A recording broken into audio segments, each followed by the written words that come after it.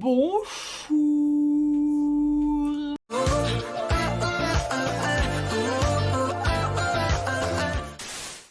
Aujourd'hui, je suis méga contente de vous parler de F4 Thailand, qui est une nouvelle version d'une histoire que j'ai déjà vue plein de fois, je prends mes notes. J'avais regardé Anayori Dengo en 2005 et ça a été mon tout premier drama japonais. C'est une version assez sombre. On a eu Let's Go Watch Meteor Shower en 2009 que j'avais adoré à l'époque, même si je crois qu'il y avait un peu de longueur dans la deuxième partie. On a eu Boys Over Flower en 2009 aussi, qui me rappelle de très bons souvenirs, même si je me souviens que je m'étais un peu ennuyée dans la deuxième partie. On a eu Meteor Garden en 2018, une très bonne version, j'avais vraiment adoré, même si, encore une fois, il y avait des longueurs dans la dernière partie. Et j'avais même tenté Meteor Garden qui était sorti en 2001, la première adaptation, mais franchement c'était trop vieux. Je l'ai juste commencé, je crois que j'ai regardé les 2-3 premiers épisodes et j'ai fait bon.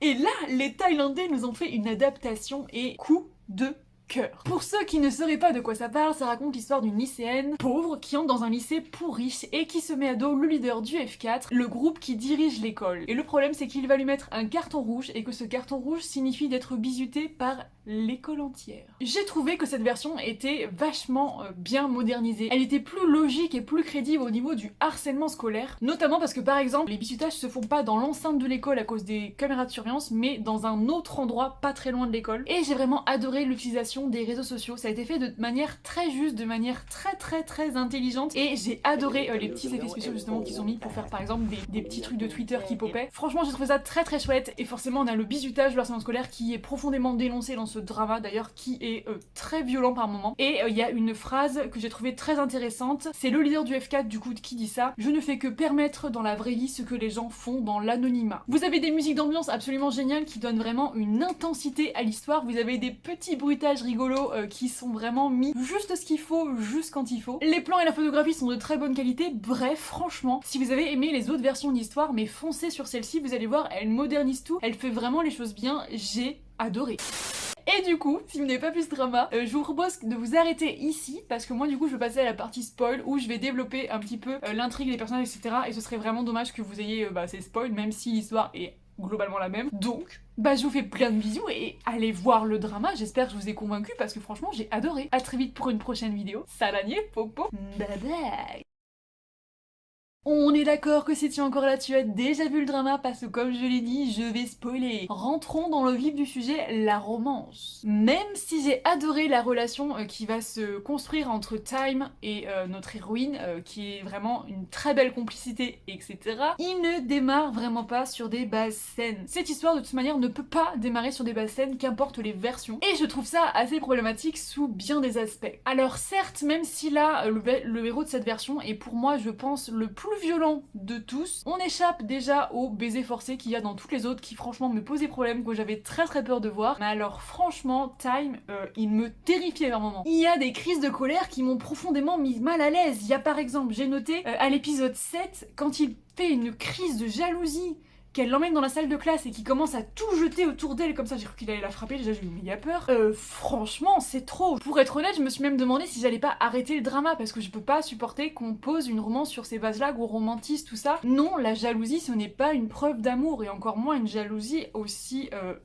dégueulasse, j'ai envie de dire, je suis vraiment désolée, mais c'est des scènes, ça me pose vraiment problème, parce que les séries, ça influence tellement les gens, et j'ai pas envie qu'il y ait des petites qui se disent bon c'est ok parce que le héros de ce drama l'a fait. Mais évidemment, ils ont aussi de magnifiques moments tous les deux, ils partagent une très belle complicité comme je vous disais, et ce que j'ai vraiment adoré dans cette version aussi, c'est l'amitié qui unit tous les personnages. Franchement, cette version s'applique vraiment à montrer l'amitié du F4, l'amitié de ces 4 garçons. Ils sont vraiment soudés contre vent et marée, et j'aime trop leur manière d'interagir, chacun a son petit rôle dans le groupe, vraiment ils se complètent tous et ça fonctionne méga bien. Et bien sûr, j'ai tout particulièrement adoré la bromance qui unit Time et Ren. Franchement, ces deux-là, ils étaient vraiment trop mignons. Par exemple, t'as la scène où Time il s'énerve à l'aéroport et il se met à pleurer parce qu'il a eu peur que son pote parte sans lui dire au revoir et qu'il n'ait pas l'occasion de s'excuser. Ou quand il débarque à l'épisode 9 dans sa chambre alors que le pauvre il dort, il lui saute dessus comme ça juste pour montrer les biscuits que sa chérie lui a fait et que Ren croque dans le biscuit et que Time il est là. Vraiment, c'était tellement trop drôle. Et puis, avant de passer au personnage, peut-on parler des placements de produits? Mais les tailles, vraiment, les gars, faites au moins semblant d'intégrer ça à l'histoire, c'est pas possible. On a eu de la pub pour du yaourt, du café, du déodorant, de la lessive. J'étais là, mais les gars, c'est des panneaux publicitaires comme ça. Et nous passons au personnage. Du coup, notre héroïne. Je pense que c'est clairement l'une des versions les plus fortes et délurées. Et même si elle tremble la première fois devant Time, elle a le courage de se tenir debout et de dire stop. Et ça, vraiment, je trouve ça admirable. J'ai adoré son empathie et sa volonté de toujours bien faire pour les autres. C'est un personnage qui est chaleureux, qui est combatif, qui va toujours faire les choix avec son cœur, qui se montre compréhensif, qui se montre bienveillante, etc. Franchement, c'est un personnage qui m'a beaucoup plu, mais il y a un petit truc, j'étais très étonnée. Alors qu'elle déteste la violence et qu'elle le prône, le rabâche sans arrêt, elle est elle-même tout le temps violente envers Time. Du début à la fin, elle lui crie dessus et elle lui met des raclées. Il y avait des moments où j'étais là, mais meuf, calme-toi.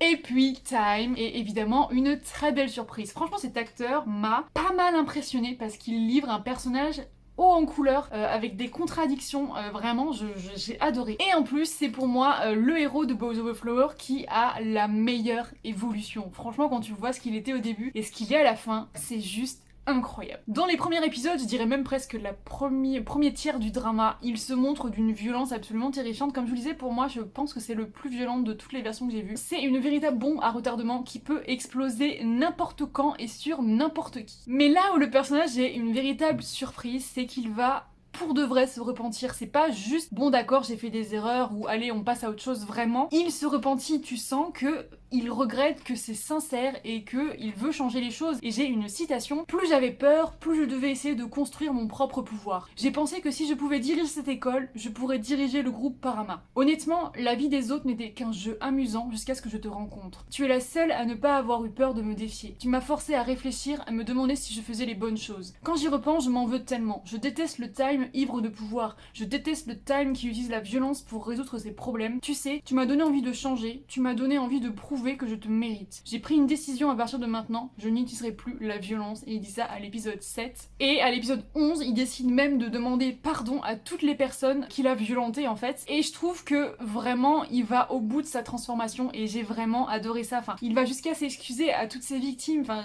je sais pas, le drama a vraiment poussé les choses jusqu'au bout. Et je remercie les scénaristes pour ça, c'est un choix pour moi qui est ultra judicieux. Bref, vous avez compris, pour moi, Time, c'est un personnage qui est très intéressant, très réussi, et qui cache derrière son tempérament de feu beaucoup d'immaturité et une cruelle demande d'amour et d'attention. Et quand tu vois sa relation avec sa mère, tu vois d'où ça vient. Hein. Et s'il gère mal ses émotions, se montre maladroit et impulsif, bah tu te rends compte qu'il a bon cœur au fond, mais vraiment tout au fond. Dans les premiers épisodes, t'as pas l'impression.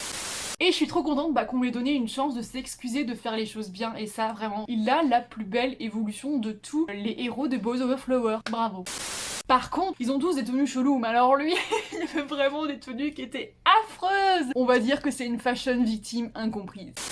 Et puis, on arrive à Ren qui, pour moi, est le plus beau personnage de la série. Je pense que si vous avez suivi mes stories sur Instagram, vous êtes déjà au courant que ce personnage avait volé mon cœur. Même si dans les premiers temps, on pourrait lui reprocher de ne pas raisonner de Time, qui est quand même son pote et qui l'écoute plutôt pas mal, on peut au moins lui reconnaître le fait de ne pas participer. Il est tout le temps en marge du groupe, il s'isole en permanence, et il passe son temps à dessiner absolument tout ce qu'il voit. Et c'est le premier qui va tendre la main à l'héroïne, le premier à lui sourire, le premier à la prendre sous son aile. Et si mes souvenirs sont bons, dans les autres versions, il était beaucoup plus froid et distant ce personnage, alors que là, Ren, vraiment, il est lumineux tout de suite. Enfin, moi, je suis tombée amoureuse de direct. Il est hyper doux, hyper empathique, et il a cette manière de tout réguler avec un calme olympien, les gars. Même lorsqu'il déclenche l'alarme incendie à la fin de l'épisode 1 pour lui permettre de s'échapper, il est là, tranquille, sous la pluie. Coucou. Et alors qu'il semble avoir totalement confiance en lui, ses larmes et ses confidences à l'épisode 6, je crois, quand il rentre de France, je crois que c'était en France d'ailleurs, je me souviens plus, ça y est déjà, m'ont vraiment tellement bouleversé, pauvre petit père. Et elle, cette couillonne qui se met à pleurer et qui le prend dans les bras, et lui il est là, bon du coup, t'es pas censé me consoler. Et plus le drama avance, plus ce personnage décide de s'effacer et de laisser complètement la place à Time, à tel point qu'à un moment donné je me suis dit, bah finalement il voulait juste être ami avec elle, il était pas amoureux. Sauf qu'il revient en force dans les derniers épisodes et ça m'a brisé le cœur. C'est un personnage qui sera jamais insistant, qui va toujours se mettre en retrait pour son ami, et sa proposition dans les derniers épisodes, mais moi j'aurais dit oui, je pleurais comme une madeleine devant, j'étais là, mon pauvre petit. Bref, on a plein de personnages, on a tous les membres du F4 qui sont très sympathiques, et je voulais parler aussi de la maman du héros qui fait méga flipper. Je crois que c'est une des pires, peut-être la maman japonaise aussi elle les a flippés. Je me souviens plus trop, ça fait vraiment trop longtemps que j'ai vu, mais là franchement elle était terrifiante. En plus l'actrice a un charisme et un visage absolument magnifique, et déjà de elle-même comme ça je trouve qu'elle dégage un truc, une prestance où tu te dis oh oh. C'est un personnage qui écrase les autres, qui manque d'empathie, vraiment j'ai eu du mal a avalé son explication du fait qu'elle surprotège son fils et que du coup c'est pour ça qu'elle agit comme ça, c'est parce qu'elle veut absolument qu'il soit fort et qu'il puisse diriger le groupe, bla bla bla bla bla. Je suis pas hyper convaincue et je trouve que c'est un amour extrêmement toxique. Bref, j'ai pas spécialement envie de vous parler des autres personnages parce que mes souvenirs commencent à s'étioler et vraiment c'était ces personnages-là dont je voulais absolument vous parler qui m'ont vraiment grave marqué. Et pour parler des derniers épisodes, franchement l'épisode 14 avec la scène de la rupture m'a bouleversée les gars. Je sais pas pour vous mais moi je pleurais comme une madeleine. On a notre héroïne qui est manipulée par la horrible maman de Time et qui est persuadée que du coup elle a un cancer et qu'elle doit quitter son fils pour qu'il s'endurcisse et qu'il reprenne l'industrie familiale. Et quand il tombe à genoux sous la pluie dans son désespoir et qu'il pleure, j'étais là mon pauvre petit. Et l'héroïne qui elle essaye de dissimuler son chagrin et le bijou qui tombe dans la bouche d'égout. Et ne parlons pas de la scène du train où justement elle regarde le fameux bijou et elle pleure. J'étais là, mais vous me brisez le cœur les gars.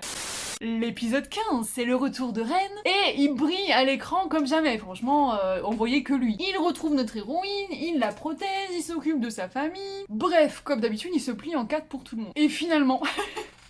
il lui propose de s'installer avec elle. Il dit qu'ils pourraient fonder une famille ensemble et il lui dit « Tu n'as rien à faire, juste ajoute-moi à ta vie ». Et j'avoue, j'ai pleuré de ouf. Et finalement, il lui dit « Tu n'as jamais oublié Time, pas vrai ? Parce que Time est ta maison, mais non, je veux pas qu'il soit sa maison, je veux que ce soit toi ».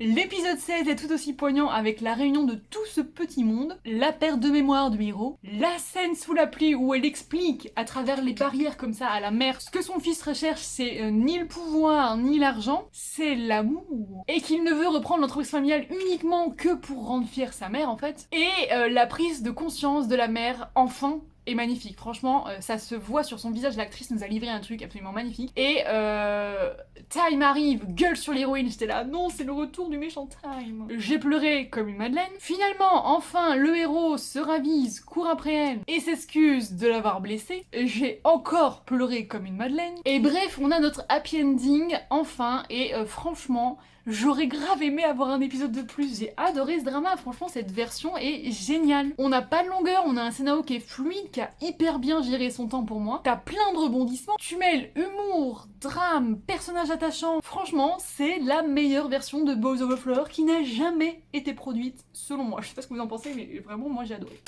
Petit clin d'œil d'ailleurs à l'épisode 9 avec le fan service qui m'a fait beaucoup rire pour Together avec Mona qui dit justement que Time et Kevin devraient être ensemble. Clin d'œil, clin d'œil.